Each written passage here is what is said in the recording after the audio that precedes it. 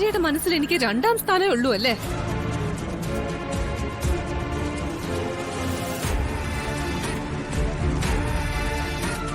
കൽപ്പന, താൻ എന്തൊക്കെയാ പറയുന്നേ?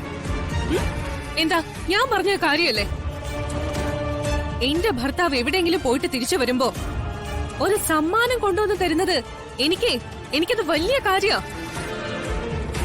പക്ഷേ എന്റെ കയ്യിലത് എത്തുന്നതിന് മുൻപ് മറ്റൊരുത്തിയുടെ കയ്യിലത് എത്തിയെന്ന് പറഞ്ഞ എനിക്ക് എന്തെങ്കിലും തോന്നും. അതിനൊരു ബുദ്ധിമുട്ട് വിചാരിച്ചിട്ട് ഒരു കാര്യമില്ല.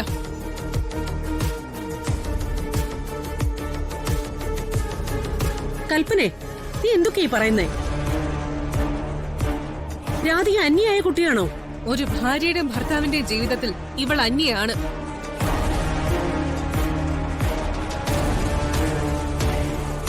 എന്റെ മനസ്സിന് അത്രയും ചിന്തിക്കാനുള്ള കഴിവേ ഉള്ളൂ. അത് നിന്റെ മനസ്സിലെ ഇരുട്ടുകൊണ്ടാ മോളെ.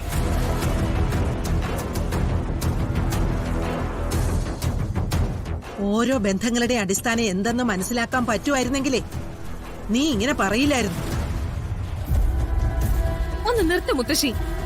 എല്ലാ കാര്യത്തിലും ഞാൻ ഈ അവഗണന അനുഭവിക്കുന്നുണ്ട്. നിങ്ങൾക്കൊക്കെ ഇപ്പൊ എന്താ വേണ്ടേ? രാധികയാണ് ഈ കുടുംബത്തിൽ ഏറ്റവും കൂടുതൽ അധികാരമുള്ള ആളെന്ന് എന്നെ ബോധ്യപ്പെടുത്തണം. ശരി, അത് ഞാൻ സമ്മതിച്ചു തരാം. പക്ഷേ എന്റെ ഭർത്താവിന്റെ കാര്യത്തില് ആ അധികാരം ഇവൾക്കില്ല. മനസ്സിലായോ എല്ലാവർക്കും?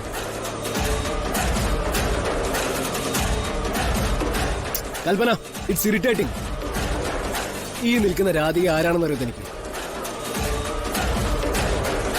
ഒന്ന് എഴുന്നേൽക്കാൻ പോലും വയ്യാതെ തളർന്നിരിക്കുമ്പോ ഒരു പെങ്ങളെ പോലെ കൂടെ നിന്ന് എനിക്ക് കോൺഫിഡൻസ് തന്ന എന്റെ സ്വന്തം പെങ്ങളാ.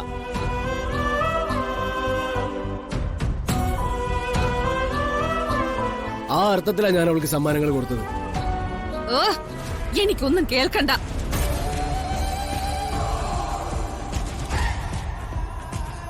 കൽപ്പന പറഞ്ഞത് കാര്യമല്ലേ?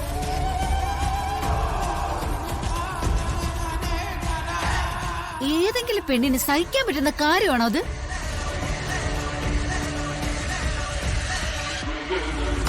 അല്ല, കൽപ്പന ഇതൊക്കെ ഇട്ട് ഒരുങ്ങി നിന്നപ്പോ ഇവളെന്തിനാ ഒരുങ്ങി വന്നത്? ആരെ കാണിക്കാനാ? അല്ല മുത്തശ്ശി. ഉർവശി മിണ്ടാതെ നിക്കവിടെ.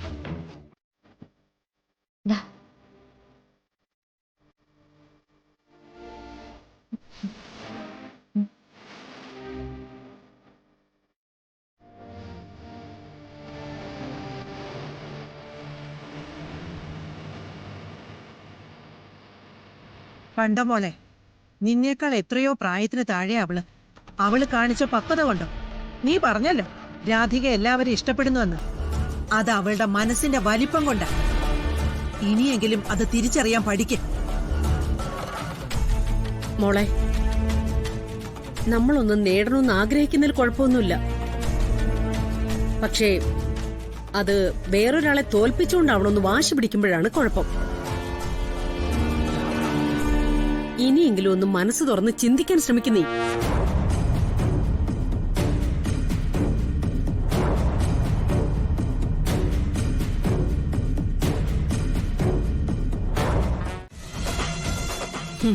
എന്റെ പ്രിയങ്കമോളെ കണ്ടെത്തിയവനല്ലേ നീ? അവളുടെ കൂടെ നിൽക്കാൻ എന്നെ വിളിച്ച് ഇവിടെ എത്തിച്ചവനല്ലേ നീ? നിന്നെ എനിക്ക് വിശ്വാസമാ. എങ്കിൽ മുത്തശ്ശി ധൈര്യമായിട്ടിരിക്കും. പുറത്തിറങ്ങിയാൽ അച്ഛനും പിന്നെ സർവീസിൽ തിരിച്ചു കയറിയാൽ സാറും നമ്മളുടെ കൂടെ തന്നെ കാണും. നമ്മളെ എല്ലാരും ഒന്നിച്ചു തോൽപ്പിക്കാനൊന്നും കണിമംഗലത്ത് ആരും വളർന്നിട്ടില്ല. ആ കത്തെഴുതി കൊടുക്കാൻ നോക്ക്. രാധികയുടെയും വരുണിന്റെയും കാര്യം നിങ്ങളൊക്കെ മറന്നേക്കുക. അവർക്കുള്ളതെല്ലാം ഞാൻ നേരിട്ട് കൊടുക്കുന്നുണ്ട്. അതിന്റെ ഒരു വാശിയാ. മതി സാറേ, അവര് നശിക്കുന്നത് ഒന്ന് കേട്ടാ മതി.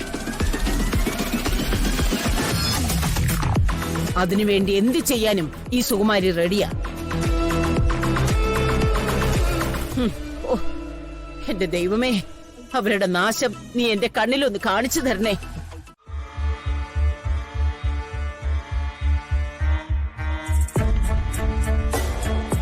നീ അങ്ങനെ അങ്ങനെ സംസാരിച്ചത് നന്നായി കൽപ്പന. സൂര്യ അവൾക്ക് സമ്മാനങ്ങൾ കൊടുത്തത് തന്നെ തെറ്റാ. ആ സമ്മാനങ്ങൾ അണിഞ്ഞോണ്ട് എന്തിനാ നീ സൂര്യ നിൽക്കുന്ന സ്ഥലത്തേക്ക് വരുന്നേ?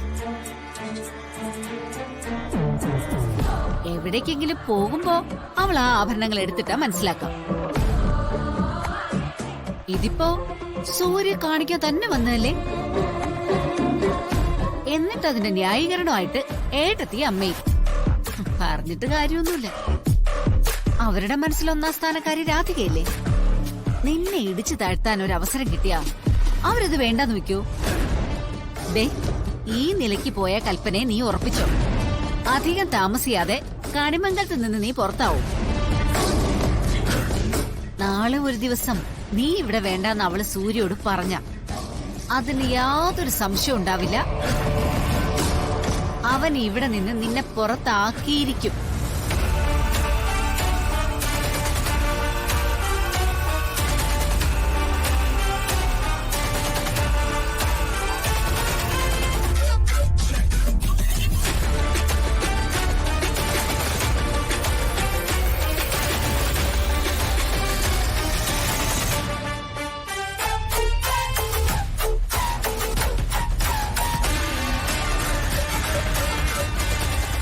ഡീ,